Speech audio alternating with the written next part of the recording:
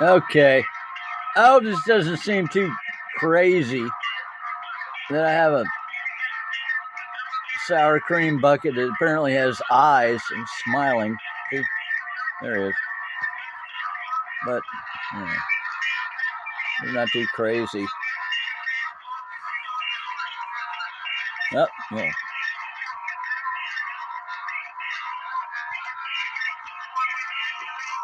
Let me block out the brand name. It's cottage fries, cottage cheese. Yeah, okay.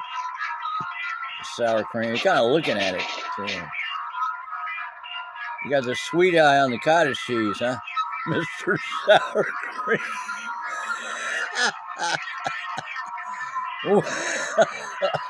Like I said, I hope it wasn't. Let me pause this. We got a case of mistaken identity going on. Okay, it's not sour cream. It's Sir Krim. Oh, Mr. Krim. Nice flat top. What else we got going on around here? Okay.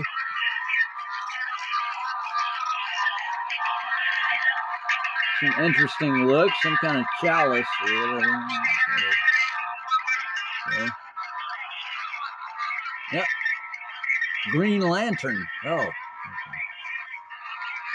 All right. Is there any other clues to what might be going on here? Oh, there we go. Jesus Christ is life, Lord. Both. Okay. Jesus Christ. Okay. Apparently we have some kind of a mural maker. Oh, they're blowing your nose. All right. Was that music a good lead in to Acts 12 and 13? Now about that time Herod the king stretched forth his hands to vex certain of the church. And this is going to point out the sin of pride. And you'll see. Vex certain of the church. Verse 2 of 12. And he killed James, the brother of John, with a sword. And because he saw it pleased the Jews, he proceeded further to take Peter also. Then were the days of unleavened bread. And when he had apprehended him, he put him in prison, and delivered him to 4 quaternions of soldiers to keep him, intending after Easter to bring him forth to the people. And this is the one or two, I think maybe the only one, reference to Easter in the King James Version. Well, see, that's Astarte, Ashtoreth, goddess of the Zidonians. If you read 1 Kings 11, I think, it talks about Solomon making altars to 4 foreign gods, and they included child sacrifice, like Molech, for instance, particularly, I know for certain. But Easter, Ishtar, Ashtoreth. But see, it's not a misprint because probably the Romans celebrated Ashtoreth, Easter.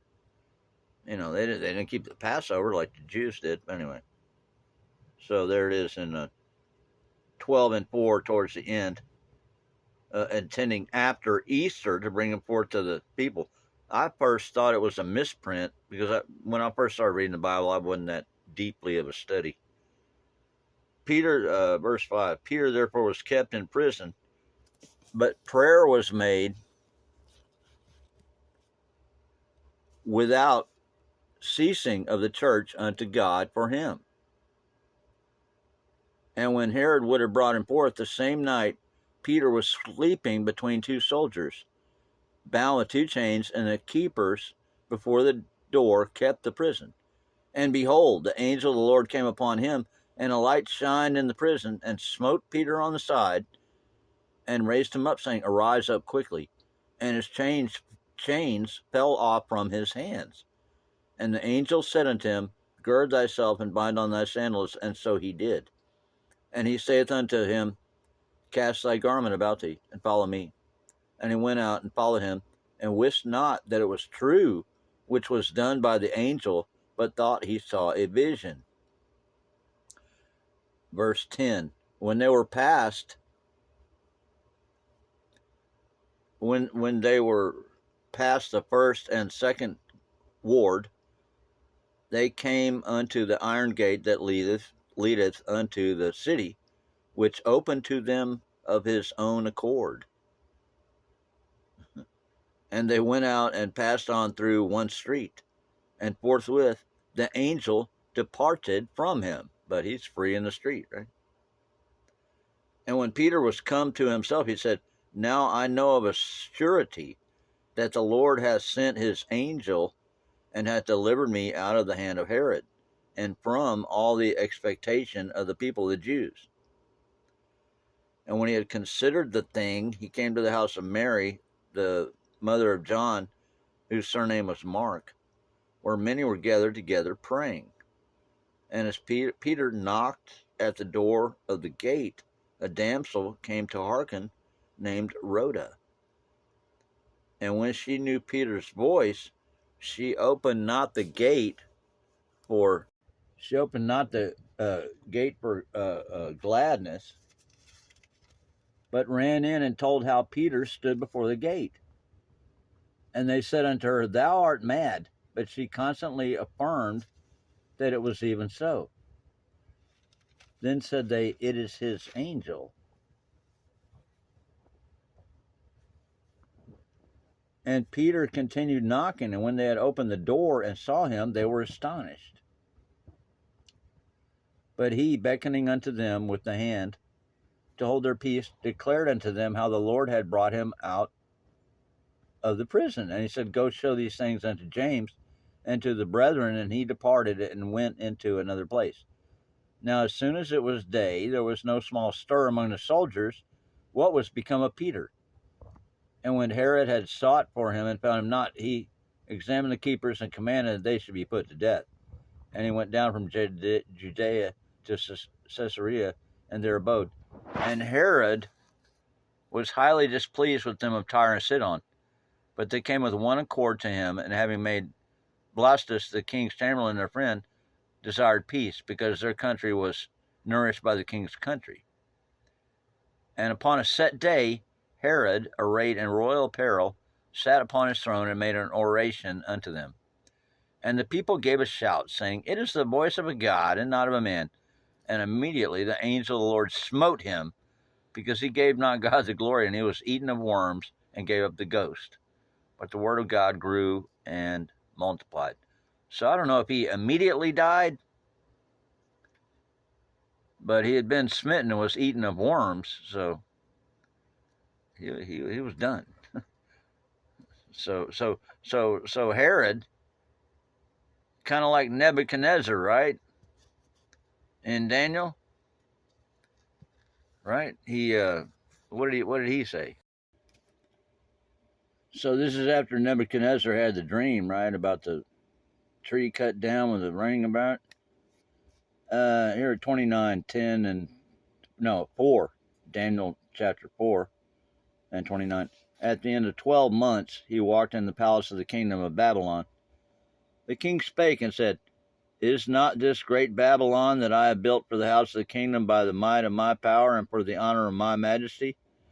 While the word was in the king's mouth, there fell a voice from heaven, saying, O King Nebuchadnezzar, to thee it is spoken, the kingdom is departed from thee, and they shall drive thee from men, and thy dwelling shall be with the beasts of the field. They shall make thee to eat grass as oxen, and 7 times shall pass over thee, until thou know that the Most High ruleth in the kingdom of men, and giveth it to whomsoever he will. The same hour was the thing fulfilled upon Nebuchadnezzar, and he was driven from men, and did eat grass as oxen, and his body was wet with the dew of heaven, till his hairs were grown like eagle's feathers, and his nails like birds' claws. And at the end of the days, I, Nebuchadnezzar, lifted up mine eyes unto heaven, and mine understanding returned unto me. And I blessed the Most High, and I praised and honored him that liveth forever, whose dominion is an everlasting dominion, and the kingdom is from generation to generation. And all the inhabitants of the earth are reputed as nothing, and he doeth according to his will in the army of heaven, and among the inhabitants of the earth, and none can stay his hand, or say unto him, What doest thou? So that brings to mind Ecclesiastes, vanity of vanities. All is vanity, right? Here we go. Ecclesiastes, or ecclesia, whatever, or the preacher. The words of the preacher, the son of David, king in Jerusalem. Vanity of vanities, saith the preacher, vanity of vanities. All is vanity. What profit hath a man of all his labor which he taketh under the sun? One generation passeth away, and another generation cometh, but the earth abideth forever. The sun also ariseth, and the sun goeth down, and hasteth to his place where he arose. The wind goeth toward the south, and turneth about unto the north. It whirleth about continually, and the wind returneth again according to his circuits. All the rivers run into the sea, yet the sea is not full. Unto the place from whence the rivers come, thither they return again. All things are full of labor. Man cannot utter it. The eye is not satisfied with seeing, nor the ear filled with hearing.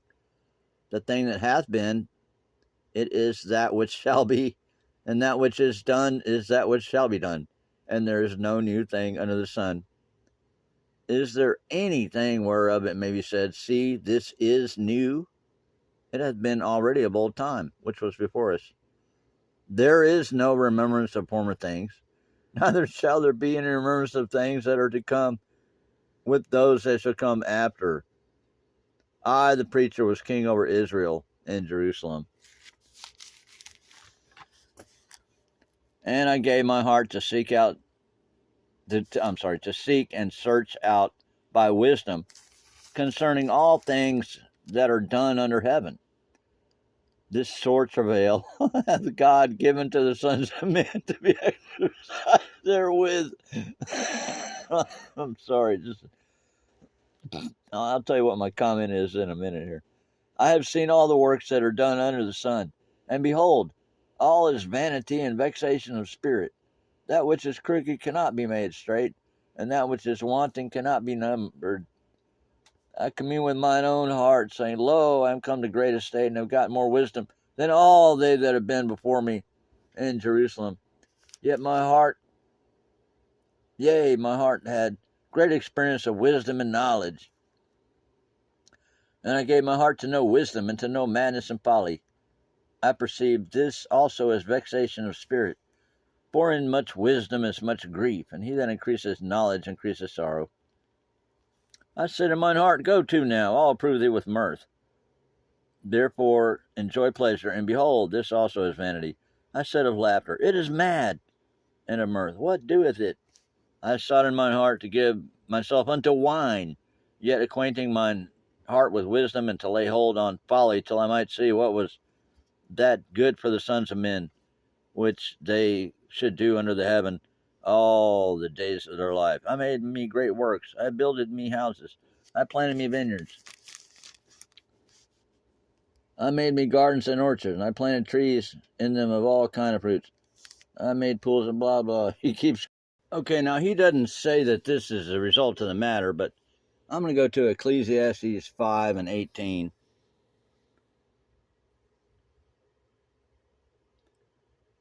Behold that which I have seen.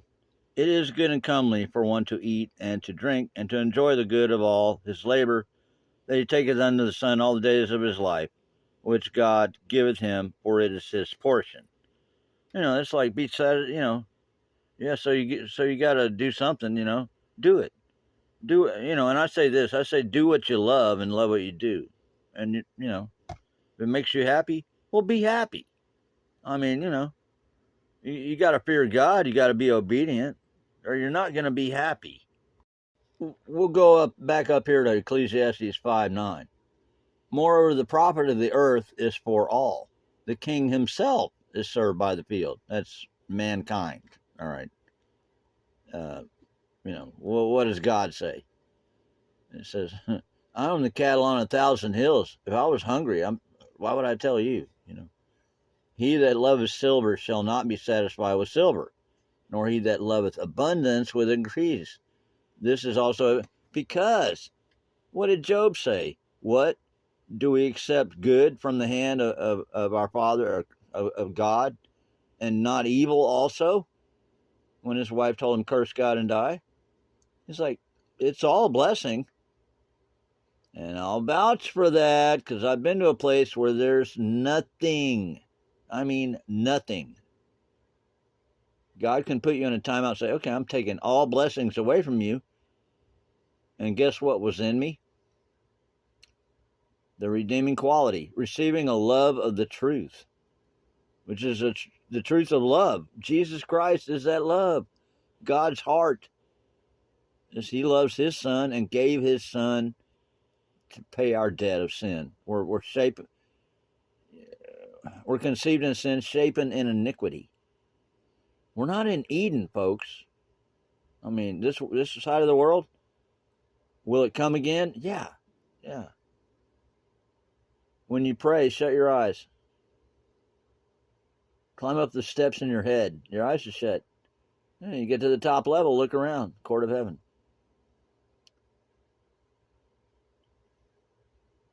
When goods increase, they are increased that eat them, and what good is there to the owners thereof, seeing the beholding of them with their eyes? Saving the beholding of them. Well, because teach your children well, right? If you bring your children up in the nurture and admonition of the Lord in their old age, they will not depart from it.